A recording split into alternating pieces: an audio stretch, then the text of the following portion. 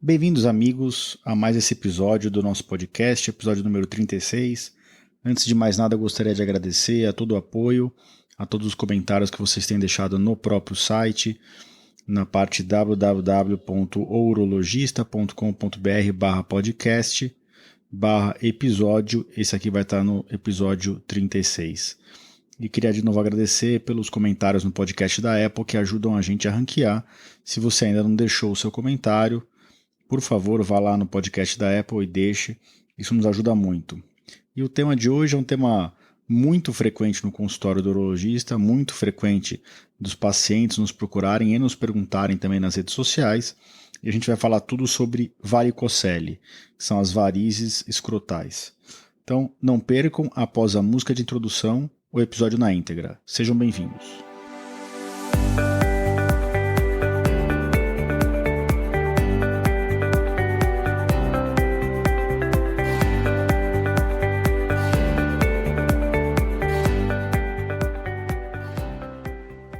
Bem-vindos ao podcast Conversa Aberta com o Urologista. Meu nome é Giovanni Marchini, sou médico urologista formado pela Faculdade de Medicina da USP e serei o anfitrião desse show.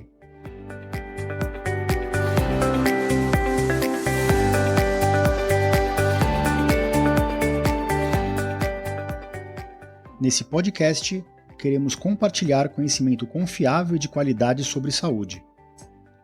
Com um formato único e inovador, e sempre com o foco no paciente, nós vamos esclarecer as suas dúvidas, trazendo todos os ângulos das situações vivenciadas no dia a dia da urologia.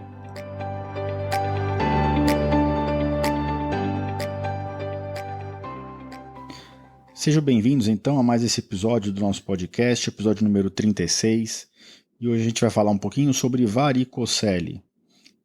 A varicocele, na verdade, ela é definida como as varizes escrotais, as varizes do testículo. Todo órgão nosso, praticamente todos, têm os vasos que levam o sangue, que são as artérias, e os vasos que trazem o sangue de volta, que são as veias.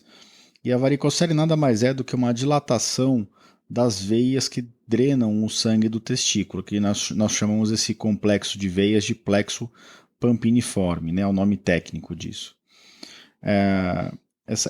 A varicocele é uma insuficiência de drenagem dessas veias. Isso faz com que o sangue que deveria estar voltando para dentro do abdômen, ele fique acumulado ao redor dos testículos nesse emaranhado de veias. Um breve parênteses aqui da embriologia. Eu gosto sempre de dizer para meus pacientes que os testículos eles nascem dentro do abdômen. Quando o homem ainda está dentro do útero da mãe, os testículos que nascem embaixo dos rins, eles descem para a bolsa escrotal exatamente porque na evolução isso aconteceu para que os testículos ficassem numa temperatura mais fria do que o próprio abdômen. E o que acontece na varicocele? Os testículos acabam esquentando, porque aquele sangue que deveria estar sendo drenado para dentro do abdômen, ele acaba refluindo do abdômen para o testículo, e com isso ele leva o próprio calor do abdômen para o testículo. Mas será que a varicocele é muito prevalente? A resposta é sim, A varicocele chega a acometer 11% dos homens que não têm alteração no espermograma. Se a gente pegar aqueles homens que têm alteração no espermograma, cerca de 25% desses homens têm varicocele.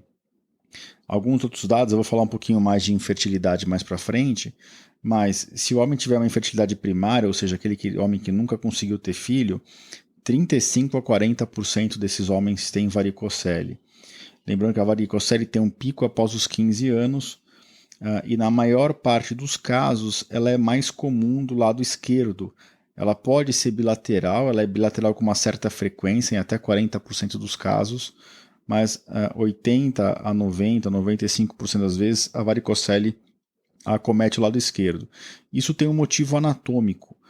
As veias do testículo esquerdo elas drenam para a veia gonadal esquerda, e essa veia desemboca lá em cima, dentro do abdômen, na veia do rim esquerdo, e desemboca num ângulo de 90 graus, um ângulo que pode dificultar a drenagem desse sangue.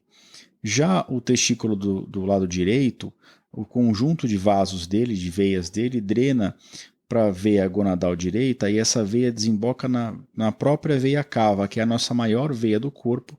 Ela desemboca num ângulo agudo, permitindo um fluxo maior, então uma maior facilidade de drenagem desse sangue. E é por isso que a varicocele ela é mais frequente do lado esquerdo. É muito frequente os homens procurarem a gente com um diagnóstico de varicocele, vêm encaminhados e eles descobriram a varicocele em um episódio de dor testicular. E eu preciso deixar bem claro aqui que varicocele raramente dá dor, tá? A maior parte das vezes que o homem descobriu a varicocele por um episódio de dor, a dor tinha outra origem. Ou era um cálculo renal, ou era uma dor de coluna, ou era uma hérnia inguinal, ou era uma própria alteração testicular, que é bem frequente, né? Uma inflamação do testículo, do epidídimo, uma orquiepididimite. Então, na verdade, toda vez que o paciente procurar um urologista, se você está indo no urologista por causa de varicocele e dor, sempre tem que ser excluída outras causas da dor. Não adianta sair querendo operar a varicocele, muito provavelmente a dor não vai melhorar.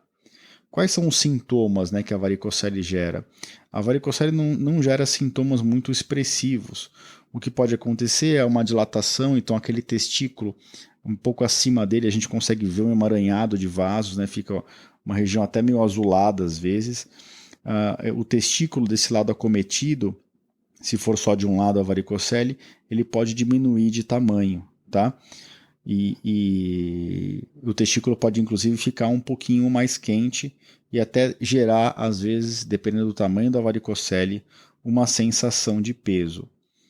Outro sinal de varicocele é a infertilidade. A infertilidade masculina, quando quando o casal tem dificuldade para engravidar e o homem vem encaminhado para a gente sempre tem que pesquisar a varicocele, tanto no exame físico como no exame de ultrassom.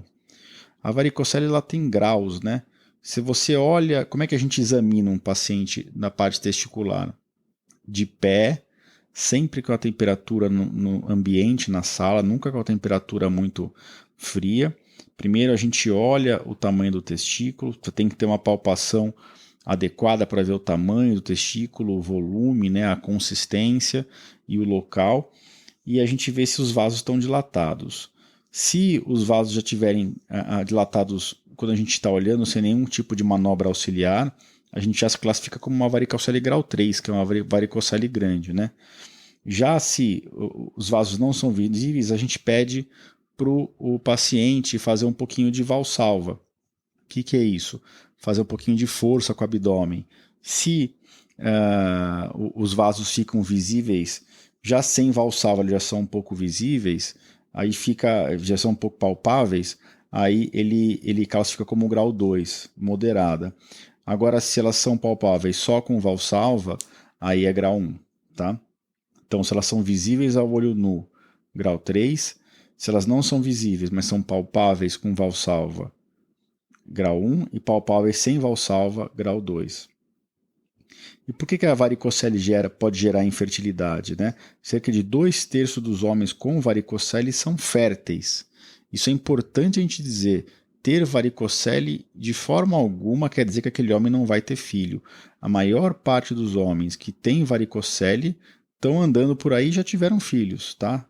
Agora, uma certa porcentagem dos homens que têm varicocele, pelo aumento da temperatura testicular, essa é a principal teoria, pelo aumento da temperatura testicular, existe uma dificuldade das células germinativas de se maturarem. Então, a gente pode achar várias alterações no espermograma desses pacientes.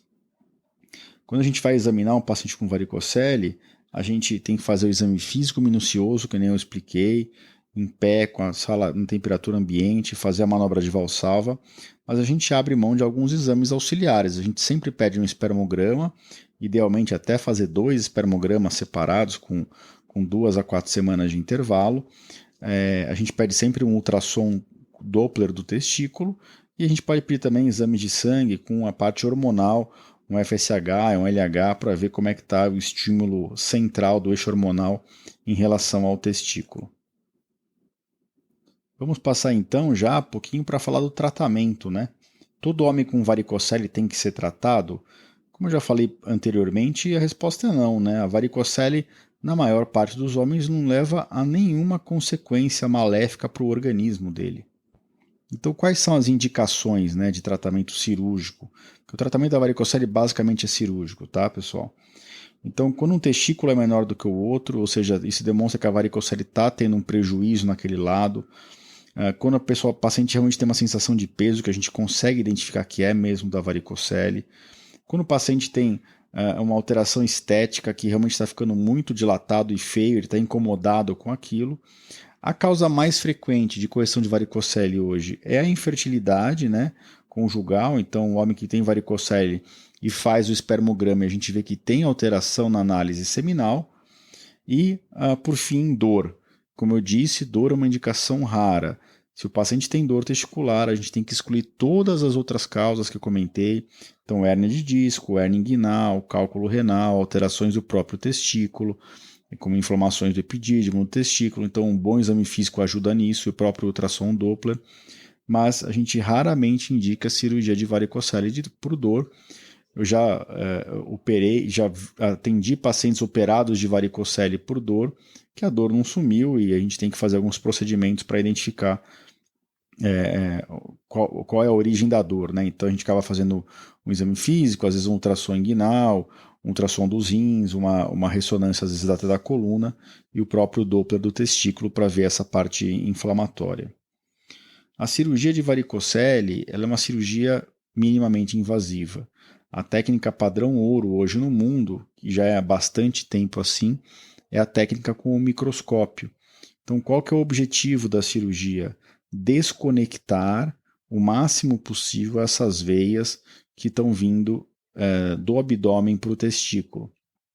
Por quê? Porque o que faz realmente mal para o testículo, a principal teoria é aquele refluxo do sangue que vem do abdômen para o testículo.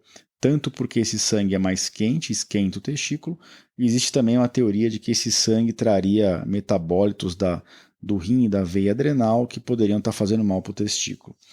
E como que a gente faz isso? A gente, com o microscópio, separa as artérias das veias que drenam o testículo e dos vasos linfáticos.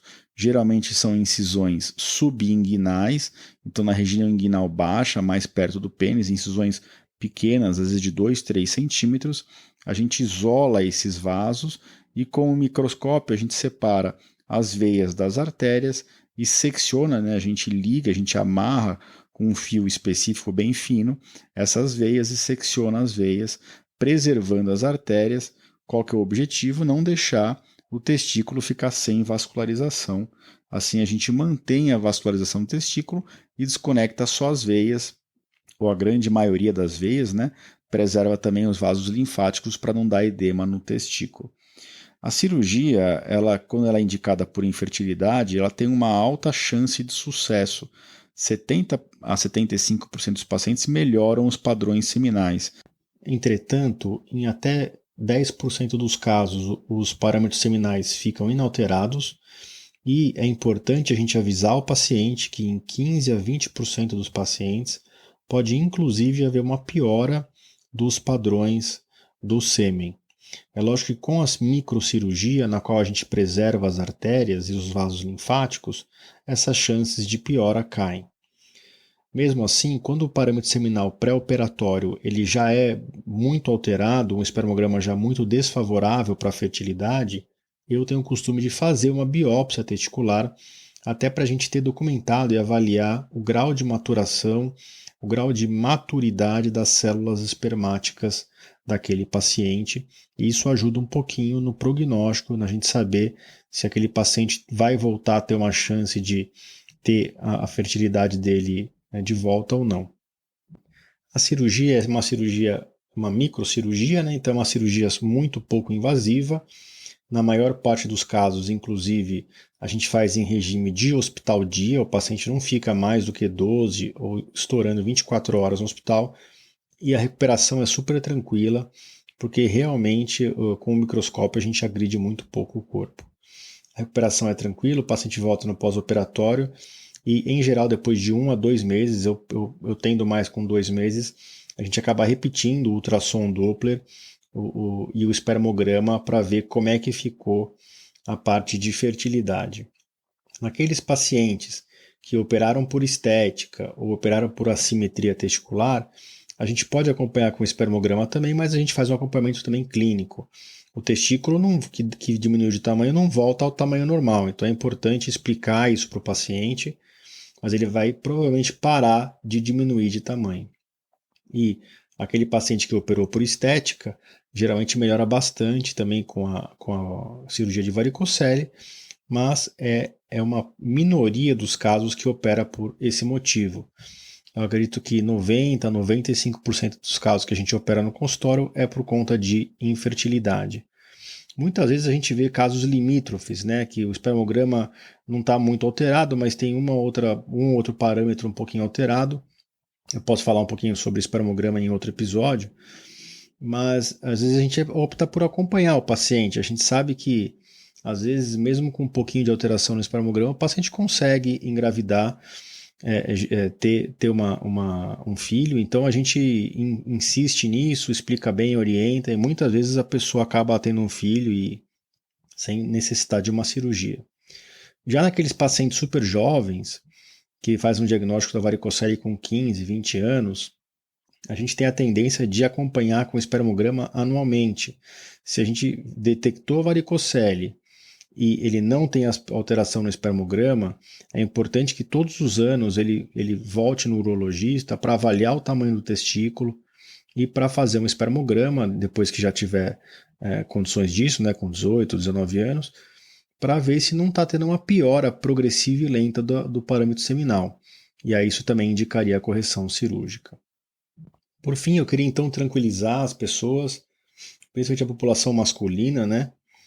2/3 dos homens que estão ouvindo esse podcast, se fizer um ultrassom, vão achar uma varicocele. Isso não é motivo de preocupação, isso não é motivo de desespero. Como eu disse, a maioria dos homens que tem varicocele não tem nenhum problema de fertilidade, tá ok? E naquele homem que já está com a prole constituída, que não quer mais ter filho, essa questão nem entra na discussão, né?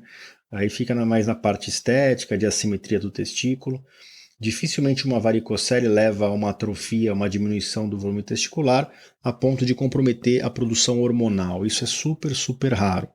A gente tem a tendência a dosar testosterona também antes da cirurgia e no acompanhamento junto com o FSH e o LH, mas raramente a testosterona vem alterada. Se a gente acha uma testosterona alterada no paciente, é muito provável que essa alteração seja devido a outro motivo e não a própria varicocele que a gente fez o diagnóstico. Bom, acho que era isso que a gente tinha para conversar hoje sobre varicocele. Ficou um episódio bem completo. Eu queria mais uma vez agradecer a todos que mandaram perguntas sobre isso, quando eu discuti isso nas redes sociais. Fiquem à vontade para mandar as perguntas no meu site, no www.urologista.com.br/podcast/episódio 36. A gente sempre está aberto a perguntas, é um prazer responder, é por isso que a gente está aqui. Se possível, mais uma vez eu peço, deixem um comentário no podcast da Apple, isso ajuda bastante a atingir mais pessoas e tem bastante tema legal para ser discutido, algumas entrevistas alinhadas, e eu espero que esse ano seja um ano de muitas vitórias. Essa semana eu tomei a vacina do Covid, né? Eu tomei na semana do dia 19, 20 de janeiro. Eu tomei por ser funcionário público e trabalhar no Hospital das Clínicas, e a gente se sente mais protegido, mas tem que continuar as medidas de distanciamento social, uso de máscara, álcool gel, aquilo que a gente já está cansado de saber. Mas pelo menos as vacinas estão chegando, a Coronavac já chegou, a de Oxford está chegando mais doses dessas duas. Eu espero que em pouco tempo a gente consiga vacinar principalmente as pessoas que estão na linha de frente, as populações de risco, e depois a gente poder partir para as pessoas de menor risco de óbito com a infecção do Covid e finalmente conseguir vacinar a população inteira. Mais uma vez, obrigado a todos que vêm acompanhando nosso podcast e até a próxima semana. Grande abraço.